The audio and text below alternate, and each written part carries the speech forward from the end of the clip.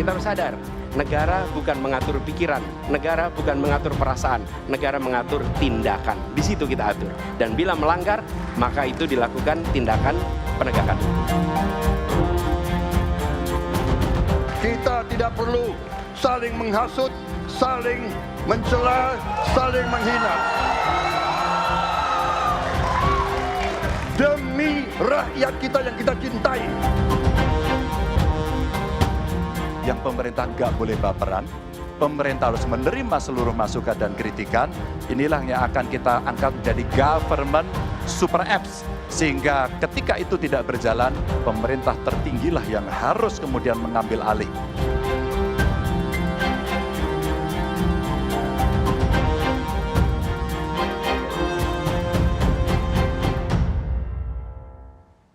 Saudara, terlewati sudah debat pertama calon presiden yang bertemakan hukum, HAM, pemerintahan, pemberantasan korupsi, dan penguatan demokrasi. Saya menjawab pertanyaan dari panelis, ketiga capres, Anies Baswedan, Prabowo Subianto, dan Ganjar Pranowo saling melontarkan gagasan, pertanyaan, bahkan sindiran. Dalam debat yang berlangsung panas itu, publik pun disuguhkan dengan panggung adu ide, serta visi misi capres yang disampaikan dengan gaya khas masing-masing. Saat menjawab pertanyaan dari panelis terkait soal demokrasi dan kebijakan tata kelola parpol, calon presiden nomor urut 1 Anies Baswedan mengkritik jalannya demokrasi di Indonesia. Antara lain, menurunnya kebebasan berbicara. Menanggapi hal itu, capres nomor urut 2 Prabowo Subianto justru bilang bahwa apa yang disampaikan Anies berlebihan. Prabowo pun seolah membuka kisah lama saat pencalonan Anies sebagai gubernur DKI Jakarta. Anies pun kembali menanggapi dengan bicara soal pemerintah dan oposisi. Bahkan menyinggung Prabowo yang disebut tidak tahan berada di kubu oposisi. Saya berpendapat Mas Anies ini agak berlebihan. Mas Anies mengeluh tentang demokrasi ini dan itu dan ini. Mas Anies dipilih jadi gubernur DKI menghadapi pemerintah yang berkuasa. Saya yang mengusung Bapak. Kalau demokrasi kita tidak berjalan, tidak mungkin Anda jadi gubernur. Tahan untuk berada menjadi oposisi. Oke? Seperti sampaikan Pak Prabowo tidak tahan untuk menjadi oposisi. Apa yang terjadi? Beliau sendiri menyampaikan bahwa tidak berada dalam kekuasaan membuat tidak bisa berbisnis, tidak bisa berusaha. Karena itu harus berada dalam kekuasaan. Kemudian Capres Anies Baswedan menanyakan bagaimana perasaan Capres Prabowo Subianto setelah mendengar putusan Majelis Kehormatan Mahkamah Konstitusi tentang putusan MK yang bermasalah secara etika terkait pencalonan. Pertanyaan itu pun bahkan berujung pada pembahasan orang dalam yang kerap menjadi fenomena menyebalkan di tanah air. Menanggapi hal itu, Prabowo pun menjawab telah mempertimbangkan secara hukum terkait pencalonan bersama timnya dan tidak menemukan ada yang harus diubah. Prabowo juga menyebut keputusan akhir nanti ada di tangan rakyat. Fenomena ordal ini menyebalkan.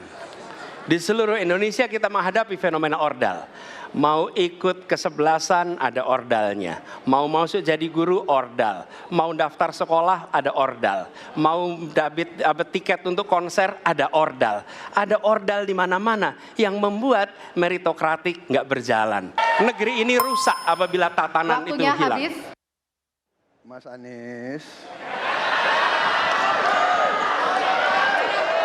dalam demokrasi kekuasaan tertinggi ada di rakyat. Hakim yang tertinggi adalah rakyat. Tanggal 14 Februari rakyat yang akan mengambil keputusan. Kalau kami tidak benar, salah, berkhianat, rakyat yang akan menghukum kami. Tak cuma Anies, Capres nomor urut 3 Ganjar Pranowo juga ikut bertanya hal serupa terhadap Capres Prabowo Subianto. Ia menanggapi pernyataan Prabowo sebelumnya yang bicara soal kesediaannya meningkatkan kualitas hakim. Lagi-lagi soal pendapat Prabowo tentang putusan MK yang menjadi pertanyaannya. Ditanya lagi soal hal itu, Prabowo mempertanyakan siapa sebenarnya yang melakukan intervensi. Tapi dalam konteks kekinian saya terpaksa, ini mohon maaf Pak ini, terpaksa sekali saya harus bertanya, apa komentar Pak Prabowo terhadap putusan MK yang melahirkan MK itu? Itu aja. Saya kira mengenai Mahkamah Konstitusi, aturannya sudah jelas, kita juga bukan anak kecil, rakyat kita juga pandai, rakyat kita lihat, rakyat kita tahu. Mas Ganjar, kita tahulah ya bagaimana prosesnya, ya. Yang intervensi siapa? Ya kan? Lantas saat Capres Ganjar Pranowo diberi kesempatan bertanya untuk Capres Prabowo Subianto, Ganjar memberikan 2 pertanyaan berkaitan dengan pelanggaran hak asasi manusia. Ganjar meminta pendapat Prabowo tentang upaya penuntasan pelanggaran HAM berat, serta menanyakan lokasi makam orang-orang yang masih hilang terkait permasalahan itu. Prabowo pun merasa hal itu cukup tendensius. Meski demikian, ia juga menyebut mendapatkan dukungan dari sejumlah aktivis. Saya merasa bahwa saya yang sangat keras membela hak asasi manusia. Nyatanya orang-orang yang dulu ditahan, tapol-tapol, yang katanya saya culik, sekarang ada di pihak saya membela saya, saudara sekalian. Masalah HAM jangan dipolitisasi, Mas Ganjar, ya. Ketegasan yang luar biasa. Luar biasa. Tapi sayang pada 2 jawaban ini sama sekali tidak punya ketegasan itu. 2 ini sama-sama tidak dijawab. Maka kalau kemudian saya boleh meminta, kalau saya jadi presiden Pak, saya akan bereskan ini Pak. Agar kemudian dalam kontestasi Pilpres berikutnya, ini tidak akan muncul lagi. Sementara itu Capres nomor urut 3 Ganjar Pranowo menyoroti perihal pembangunan IKN saat bertanya pada Capres nomor urut 1 Anies Baswedan. Ganjar juga kembali bertanya untuk memastikan sikap Anies tentang hal itu. Anies pun bertutur bahwa permasalahan di Jakarta harusnya diselesaikan, bukan ditinggalkan. Pembangunan IKN juga dikritik karena tidak melalui proses dialog publik. Apakah boleh saya simpulkan kalau begitu, Mas Anies dalam posisi yang oposisi terhadap beberapa kebijakan termasuk IKN, menolak IKN dilanjutkan. Terima kasih. Inilah salah satu contoh produk hukum yang tidak melewati proses dialog publik yang lengkap. Sehingga dialognya sesudah jadi undang-undang.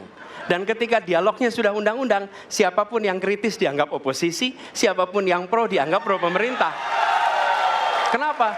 Karena tidak ada proses pembahasan yang komprehensif yang memberikan ruang kepada publik. Ini negara hukum, bukan negara kekuasaan. Dan di akhir debat, satu persatu capres menyampaikan pernyataan pemungkasnya. Anies Baswedan yang mengusung soal kebebasan berpendapat dan lagi-lagi mengingatkan soal orang dalam. Prabowo Subianto dengan agendanya untuk melanjutkan pembangunan dengan syarat menjaga kerukunan.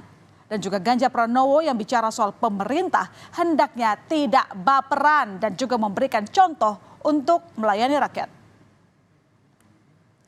Ya, 1 babak sudah terlewati, masih ada 4 kali lagi debat Capres-Cawapres yang akan berlangsung. Seluruh format gelaran debat ini rencananya dihadiri oleh Capres dan Cawapres. Dan pekan depan, 22 Desember 2023, merupakan debat perdana untuk para calon wakil presiden. Kita tunggu gagasan-gagasan apakah yang akan mereka sampaikan nanti. Saudara, usai jeda ada informasi 5 jenazah ditemukan di kampus Universitas Prima Medan, Sumatera Utara. Pihak kampus menyatakan jenazah itu digunakan untuk praktik anatomi mahasiswa kedokteran. Selengkapnya, berita utama segera kembali.